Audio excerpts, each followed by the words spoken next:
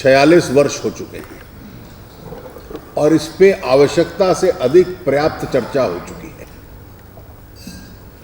4-5 बार ये संसद में आया, बिना पारित हुए संसद का कार्यकाल समाप्त हो गया और फिर नहीं आया। पिछले 3 वर्षों में स्टैंडिंग कमेटी में, जिसके चेयरमैन डॉक्टर अभिषेक सिंघवी थे, इस पे कई दिनों तक चर्चा हुई। उसके बाद दोनों सदनों में जनरल चर्चा भ्रष्टाचार के ऊपर हुई और उससे कैसे निपटना है, उसमें लोकपाल बिल का जिक्र हुआ। उसके बाद sense of the house resolution के ऊपर चर्चा हुई दोनों सदनों में, तीसरी बार। चौथी बार जब Lokpal bill standing committee recommendations के मुताबिक आया तो हमारे कुछ सुझाव थे, लेकिन इन्होंने वॉइस वोट से लोकसभा में पारित कर दिया।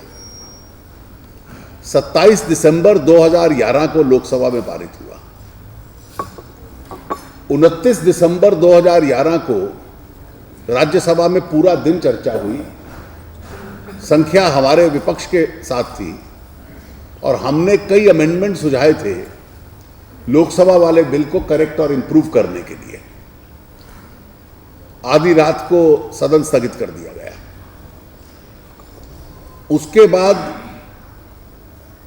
2012 के बजट सेशन में यह राज्यसभा की सिलेक्ट कमेटी को चला गया, जिसके चेयरमैन श्री सत्यव्रत चतुर्वेदी थे। उसकी 20वीं सिटिंग हुई और जिसपे 45-46 वर्षों से विवाद चल रहा था। यह एक उदाहरण था कि कांग्रेस के सदस्य, एक वरिष्ठ सदस्य उसके चेयरमैन हैं और सिलेक्ट कमेटी ने लगभग हर महत्वपूर्ण मुद्दे पर सर्वसम्मति से एक राय दी। जो सिलेक्ट कमेटी की रिकमेंडेशन है, जिसपे all political parties are privy to it, it's a unanimous recommendation. वो यूनानिमस रिकमेंडेशन 23 दिसंबर 2012 को राज्यसभा में पेश कर दी गई। अब सिलेक्ट कमेटी स्टैंडिंग कमेटी से भिन्न होती है। जो सिलेक्ट कमेटी के संबंध में प्रावधान है रूल्स ऑफ प्रोसीजर में, एक सिंगल पर्पस के लिए यह कमेटी सदन बनाता है। उसकी रिपोर्ट सरकार को नहीं जाती, उसकी रिपोर्ट सदन को जाती है। तो it's a report presented to the house. उसको सदन स्वीकार कर सकता है, उसको संशोधित कर सकता है, अस्वीकार कर सकता है। इसमें कहीं कैबिनेट और काउंसिल ऑफ मिनिस्टर्स नहीं आती। स्टैंडिंग कमेटी के प्रपोजल्स तो कैबिनेट थोड़ा अमेंड करके भी, अस्वीकार करके भी डाल देती है। मिनिस्टर केवल डिपार्टमेंटल हेड होने के नाते उसमें अमेंडमेंट प्रपोज कर सकता है। कोई भी सदस्य अमेंडमेंट प्रपोज कर सकता है। लेकिन यह वो कमेटी है जिसकी रिकमेंडेशंस यूनानिमस हैं। 1-2 पॉइंट्स पे हमारे अलग राय थी, लेकिन हम उस राय को भी अभी अलग रख रहे हैं। और 1 साल से राज्यसभा के एजेंडा पे उसको नहीं लाया जा रहा।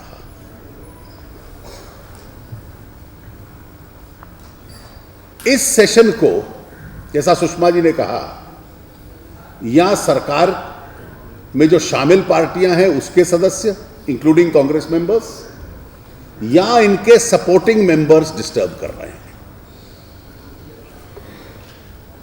जो रियल ऑपोजिशन है वो अपनी सीट्स पे बैठती है कि प्रोसीडिंग शुरू हो, और सरकार के समर्थक सदन को डिस्टर्ब करते हैं। क्योंकि रिकमेंडेशंस यूनानिमस हैं, तो हमने भारतीय जनता पार्टी की ओर से आप लोगों के माध्यम से यह सुझाव दिया है, जैसा अभी कहा गया, कि जैसे आपने सप्लीमेंट्री ग्रांट्स वॉइस वोट से पारित की हैं, 46 साल से इस पे बहस हो चुकी है, इन्हीं प्रावधानों पर पिछले 3 वर्षों में 4 बार सदनों में बहस हो चुकी है, स्टैंडिंग कमेटी में हो चुकी है, सिलेक्ट कमेटी में हो चुकी है, और एक रेयर ओकेजन है कि यूनानिमस रिकमेंडेशन आई। किसी छोटी पार्टी को इतराज हो सकता है, एनडीए की तरफ से हम ये प्रस्तावना दे रहे हैं और बीजेपी की तरफ से कि जो यूनानिमस रिकमेंडेशंस हैं, एनडीए और यूपीए मिलकर इनको कल राज्यसभा में पास करें और सोमवार को लोकसभा में लाए, और सोमवार के बाद इस देश में लोकपाल कानून आ जाएगा। हमें अब इस पे और चर्चा नहीं चाहिए, हमें डिस्कशन नहीं चाहिए, बहुत हो चुकी है।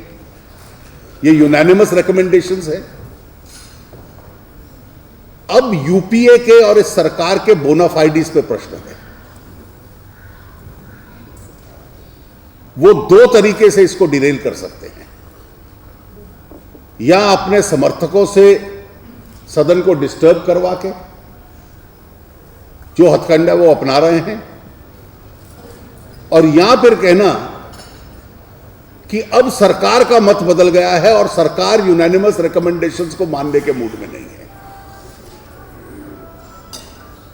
इसकी भी चर्चा है, जो आज जिक्र हुआ कि हम सब रिकमेंडेशंस मान लेंगे, लेकिन 2 रिकमेंडेशंस ऐसी हैं जिस पे हमारी अन्य राय है सरकार की।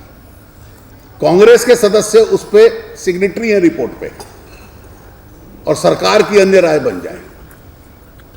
तो ये प्रस्तावना हम इसलिए दे रहे हैं कि सरकार के पास कोई बहाना ना रहे, और ये यूनानिमस रिकमेंडेशंस को बिना डिस्कशन के कल हम राज्यसभा में और सोमवार को लोकसभा में पारित करने को तैयार हैं, और पूरा का पूरा एनडीए सरकार की ये जो सिलेक्ट कमेटी की रिकमेंडेशंस को सपोर्ट करेगा, और यूपीए पे भी ये दायित्व है, क्योंकि वो कहते हैं वो कमिटेड है इसके लिए, तो कृपया इसको वो पास करें।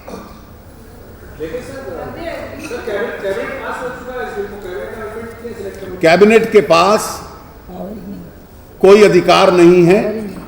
Select committee is a property of the report is a property of the house. Only the house can amend और ऑल्टर इट। ऐसा नियम में लिखा है। As reported by the select committee. The bill has 91. been used, the minister was 93. 91. ऐसा कि जब report पेश होती है तो रूल 91 है, report of the select committee together with the minutes of dissent if any shall be presented to the council of the chairman of the committee and in the absence by any member of the committee. 93 में है, after the presentation of the final report to the council or the joint committee of the house, the member in charge may move that the bill as reported by the select bill as reported by the select committee of the council Be taken into consideration. be taken into consideration and be passed.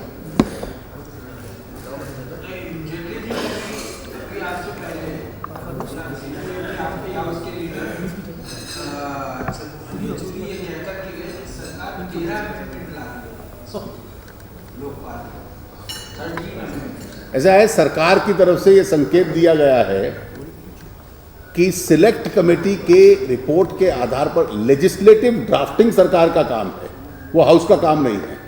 तो जो select committee की report को legislative drafting में translate करते हैं तो उसके 15 संशोधन बनते हैं, जो लोकसभा में पास हुआ था उस पर। तो एक तरीका जिसका मैंने संकेत दिया कि 13 ये ले आए और 2 संशोधन लाए नहीं, वो दोनों संशोधन महत्वपूर्ण हैं, वो दोनों महत्वपूर्ण है, और वो न लाने से ये सिलेक्ट कमेटी की यूनानिमस रिकमेंडेशंस को भी डाइल्यूट करते हैं। हमारा इतना सुझाव है, जैसे एक संशोधन ये है कि सीबीआई को अगर स्वायत्तता काफी हद तक मिलती है सिलेक्ट कमेटी की रिकमेंडेशंस में, तो सीबीआई के अधिकारी जो इन्वेस्टिगेट कर रहे हैं केसेस, इन्वेस्टिगेशन के दौरान उनको अगर ट्रांसफर किया जाता है तो सिलेक्ट कमेटी ने कहा है कि आपको लोकपाल का अप्रूवल चाहिए होगा। कि भाई इनके स्टेट कार्डर ने इसको वापस बुला लिया या कोई कारण है हम इसको बदलना चाहते हैं। सरकार कहती है कि किसी भी इन्वेस्टिगेटिंग ऑफिसर को इन्वेस्टिगेशन के दौरान ट्रांसफर करने का पावर सेंट्रल गवर्नमेंट के पास रहेगा। तो आप पूरी की पूरी सीबीआई की इंडिपेंडेंस को एक अमेंडमेंट से you can set it at not. नहीं, वो पूछना क्या चाह रहे थे, वो कहते 13 संशोधन लाए हैं। सो 13 संशोधन तो नहीं, वो पूछना क्या, वो 13 भी यूनानिमस हैं, लेकिन रिपोर्ट को जब आप लेजिस्लेटिव ड्राफ्टिंग में ट्रांसलेट करते हैं तो 15 बनते हैं। वो 13 ले आए, 2 नहीं लाए, जिसमें से एक ये है। जेटली जी, सुषमा जी, एक सवाल है सर, दूसरा बताइए। जेटली जी, दूसरा ये है, दूसरा अमेंडमेंट जो सिलेक्ट कमेटी ने सजेस्ट किया था कि कोई केस लोकपाल पे जाएगा तो लोकपाल क्या प्रोसीजर फॉलो करेगा। लोकपाल अपनी जांच से पहले, जांच के दौरान तो डिलिंक्वेंट ऑफिसर को सुनेगा, लेकिन जांच से पहले सुनवाई करेगा। उसका अर्थ क्या है? आरोप यह है कि यह रिश्वत ले रहा है और इसके खिलाफ जांच करिए। आरोप यह है कि इसके घर पर पैसा पड़ा है, सोना पड़ा है, डिस्प्रपोर्शनेट एसेट है। तो अमेंडमेंट कैबिनेट ये लाई है कि उसके खिलाफ इंक्वायरी, सर्च या सीजर करने से पहले उसको शो कॉज नोटिस दिया जाएगा, ताकि उसको नोटिस हो जाए जो भी सामान पड़ा है उसको हटा ले। तो it's against any canon of investigation कि suddenness and surprise is required when you are about to catch a delinquent. So you can hear an officer during an inquiry. इन्होंने ये कहा नहीं, ऑफिसर की सुनवाई होगी बिफोर कमेंसिंग द इंक्वायरी। तो अगर इंक्वायरी के पहले स्टेज पर सर्च और सीजर रिक्वायर है तो are you going to tell him कि भाई तेरे घर इतना सामान पड़ा हुआ है, हम सर्च करने आ रहे हैं, या तू फला जगह पर रिश्वत लेने वाला है, वहां पे हम पहुंच रहे हैं। So by these two amendments, the Council of Ministers, A, it doesn't have the power because it's a property of the House. B, whatever you are giving by the other 13 proposals, you are setting the whole bill to at naught by these proposals.